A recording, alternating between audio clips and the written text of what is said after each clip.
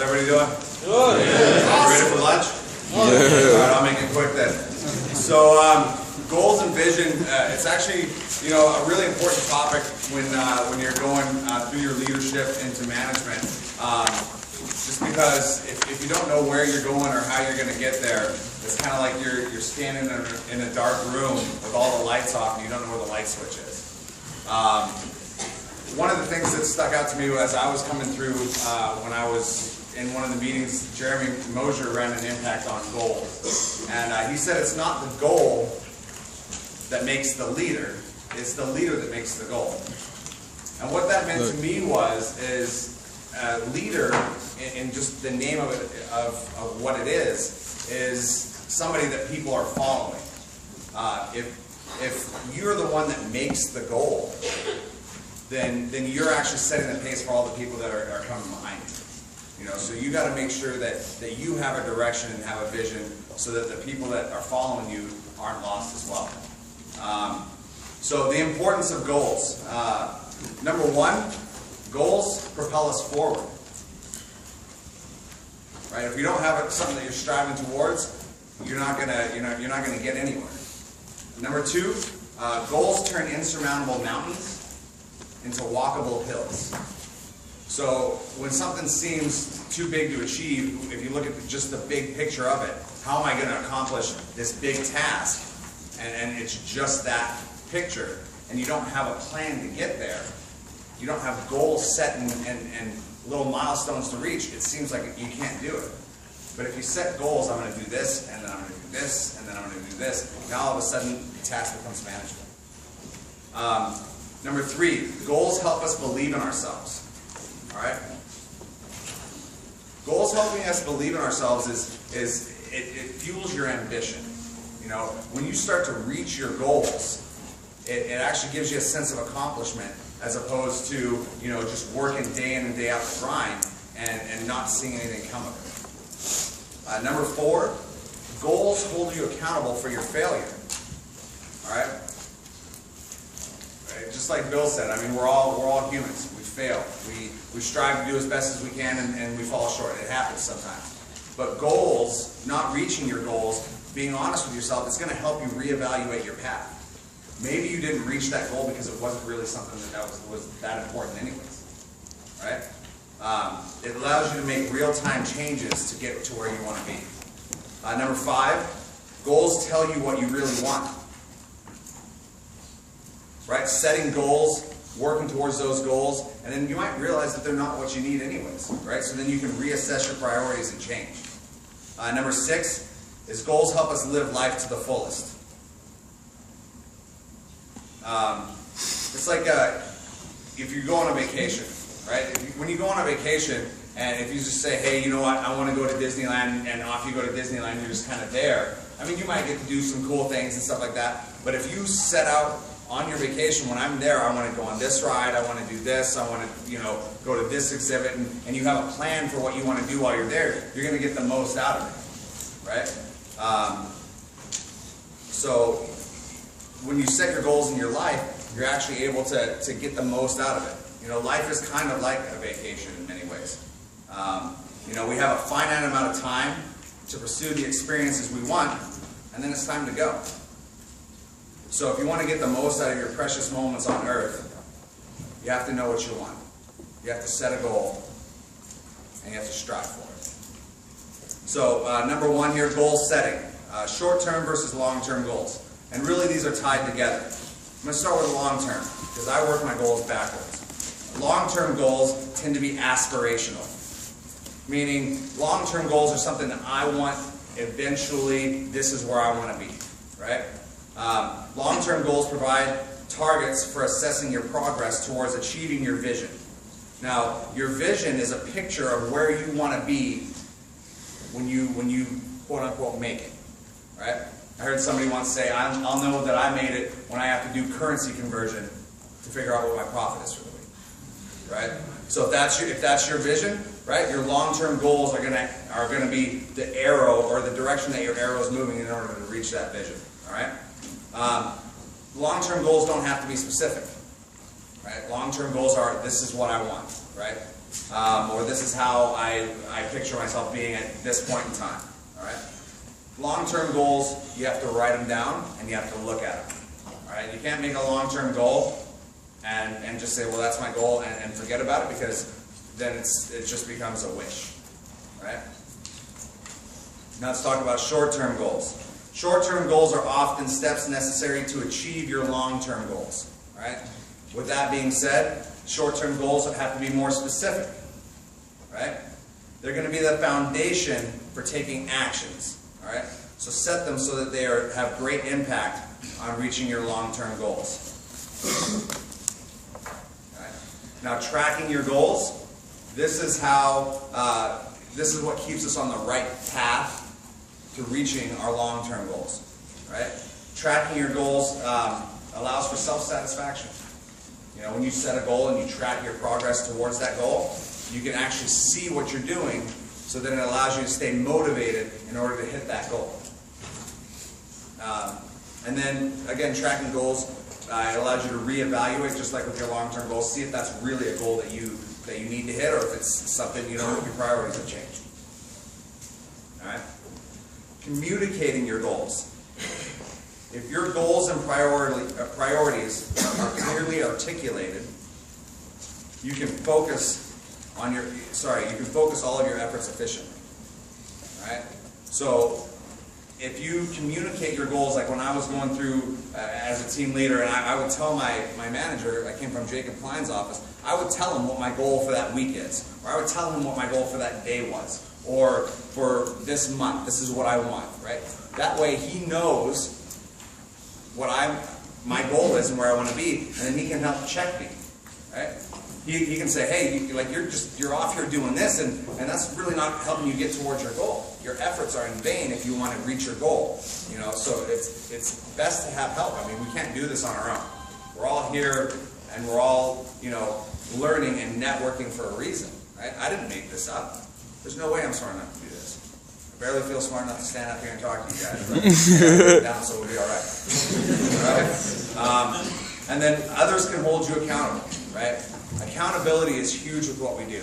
It's just like having a structure. If you have to be accountable for what you're doing day to day, then it allows you to stay focused and not get off on a tangent. All right? So the next one, what is motivation? All right? What is the motivation? Motivation is what drives you to reach your goal. All right? Motivation is that thing when you wake up in the morning, right? You ever had those mornings you wake up and you're going to get out of bed and you're just sluggish? Right? You're like, oh man, another day. You know, it might be raining outside. I'm from Seattle, so it probably is. Right? Or you have those days, you get those days where you just pop up out of bed and you're ready to go. Most likely you have something planned that's awesome. You have, you know, motivation for that day. You know what you're doing. You got something exciting. Like when I was going out to buy this car, I was like, you know, my alarm didn't even have to go off. All right, so you got to go pick up the car today. All right? So that's your motivation is what drives you to reach your goal. Motivation in its best form is a way for you to want to do something. All right? So we all want our goals, but a lot of times we don't want to do what it takes to reach our goals. Right? So motivation is a way for you to want to do something. The best motivation is just getting excited about what you do. Get excited about your goal. Right? You hear people say it all the time, get excited, right? That's motivation. If you're not excited about what you want for your future, then why are you doing it? Right? Motivation is key to reaching our goals. It's key. You have to be motivated in order to reach your goal. It's not easy to stay motivated in the day-to-day, right? But it must exist in order for you to reach your goals. All right, so let's go to personal goals. Financial goals. I put this one in here because financial goals for me were very motivating. All right, financial goals are something that you can actually track. Right, it's numbers. You can see your financial goals and you can feel yourself reaching them. So it helps you be motivated. Some goals that you set, you're reaching your marks, but nothing's really changing in your day-to-day life. So it's not as rewarding. I'm a person like I need instant gratification. It's who I am. Right? So financial goals for me, when I hit those goals, I was like, yeah, money in the bank. When you set goals and you reach them financially, it reduces your stress. Who has ever had financial stress in their life? Right? Every single person. And if you didn't put up your hand, you're probably, like, I don't know. You got to trust me. Right? It's just like, I don't know what else to say. I mean, I've felt it, right?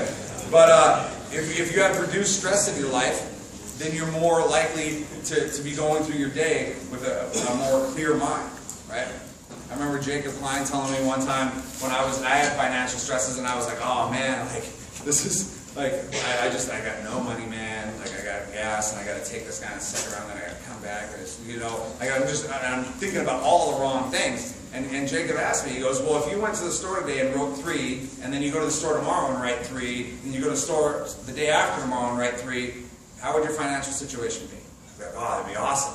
He goes, then why are you letting that get in the way? Why don't you just go do that? Right? Compartmentalizing. We're all learning how to do it, right? It's not something that's easy, but we learn how to do it. Having a financial goal and putting money aside, making sure that you're set for business, much less your little things that you want in life, right? You got to put that first. And again, it gives you a sense of accomplishment. Right? I like being accomplished. I like saying, you know what, I reached my goal. And again, you can track it because it's money. So the next one is personal improvement goals. Right? Personal improvement goals, in order to start setting these goals, you have to spend some time getting to know yourself. Right? You have to self-analyze. Who am I? What do I really want? Right? Everybody says, oh yeah, I want this and I want that. But is it really, really, really what you want? Right? Know your priorities. Right? One of the most critical success factors in your outcome is you. Right? So you have to spend time improving you. Whether it's, reading books or networking or setting personal goals and achieving those, eating right, fitness, sleeping better, whatever it is, you have to spend time on yourself because you are one of the most critical factors to your success. Another one, you're only going to be as good as the standards you set for yourself. Right? Your goals are like standards. You're only going to be as good as the standards you set for yourself. Right? Because people set standards for you, right? Hey, I need you to do this. And sometimes you make it and sometimes you don't. But if it's a personal standard and that's just who you're going to be, and that's something that you're committed to, that's how good you're going to be. Now, if it's not, I'll be lackadaisical here, or I could do better, but this is where I'm going to set the bar, and that's all you do, you're just selling yourself short. Right? So there are 4 types of people, right? Write these down. 1, there's cop-outs, right? Cop-outs have no goals. Number 2, there are holdouts. Holdouts don't know if they can. Number 3, there are dropouts. They start and then they quit. Number 4, there are all-outs, right? These people set goals and they do whatever it takes to reach them. Evaluate yourself. Which one are you? And if you're not the one you want to be, how are you going to change it? Right? People buy into you and then they buy into your vision. So make sure that you buy into yourself and you have a clear vision, and then the people that you're recruiting, the people that are on your team, the people that you want as future business partners, then they'll follow you. Alright, promotion goals. Promotion goals, this gets more into like the business side of it. Promotion goals are, obviously, that's why we're all here, right?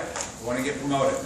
Otherwise we'd be probably staffing a store. It's a Wednesday, I don't know. My people are working. So, but have a plan. 30, 60, 90, right? That's what Jacob always preached to me, 30, 60, 90. And it would change week to week, but I'd still 30, 60, 90. Have your goals. Share your goals with your team. Right? When I had people on my team name was the cool lunch table. Right? Everybody wanted to be at the cool lunch table. Alright? So that was our team name, and I shared my goals weekly with my team. This is what I want. This is where we want to be. This is what we have to do to get there. Right? Have a structure. Have a structure to your promotion goal. Right? What's your date? What's your territory? What's your motivation? Right? Be clear about it. that leads me into team goals. All right? When you're setting team goals, you have to be intentional, not vague about your goals. All right? It's just like having, setting expectations in your training. If you set expectations in your training when you're training somebody, it's very clear to that person what they have to do in order to complete day one in the field. Right? This is your goal. This is your job today. This is what you're going to do. Right? If you kind of, don't really set the expectation, then they're kind of just out there hoping that they make it. It's the same thing with your team goals. You have to be intentional. This is what we need as a team, right? And you guys make that together. And then as the leader, it's your job to be committed to your team goal. So building camaraderie, right? Mutual goals bring a sense of belonging. And we all know that when you have sharp people on your team, you want people to stick, right? Well, when people have a sense of belonging in the team goal, they're going to stick, right? Because they belong to something. And it's not just them, it's the team, right? The best team in the office, right? That's what our goal was. Create identity with your goals, right? When I was a leader, I was kind of like a mother hen, right? I didn't want people to talk to my people, right? I felt that I was the best way that they were going to be successful. No disrespect, but that's my new guy. I'll teach you, right? That's just how I was, right? I wanted to be the best team in the office. So when you set goals with your team, right, and create the identity, and then people are hitting their goals, make people feel good about themselves, right? When you have a goal as a team and you're reaching that together, people are going to feel good about themselves because they're a part of something successful, right? Not just feel good about being on your team because you're a leader. Does that make sense? Right? Because people can buy into you, but if they're not bought into the whole thing, they're still kind of like one foot on the boat, one foot on the dock. Right? Structure your, so when you don't hit your goal, it provides structure. Right? So if somebody doesn't hit their goal, you have a number, you have a goal, whether it's a compliance goal, or whether it's a numbers goal, or whether it's a, hey, I'm going to hit team lead by this week goal. It provides structure, so it allows you to help mentor that person into next time being able to reach their goal. Hey, we fell short, this is what we got to do, man. Let's pick this up. Alright? And then it praise and push when the goals are hit. Right? So when the goals are hit and the people are getting their numbers and they're even maybe exceeding their goal, it allows you to push them to the next level. Be committed to the team goal as the leader. If you're committed, your team will follow. If you set a goal and it's just a number, and you're not really committed to it, then what's the point? All right, next bullet. Building relationships. Right? Inspire others with your goals. Be accountable for your goals and hold them accountable for theirs. Right? I know that when I hear about Mike T's goals or Jeremy Mosier's goals or Bill Bishop's goals, Jacob Klein's goals, like I hear about these people's goals and that fires me up. We need more regionals in the Pacific Northwest. Sign me up. What do I got to do?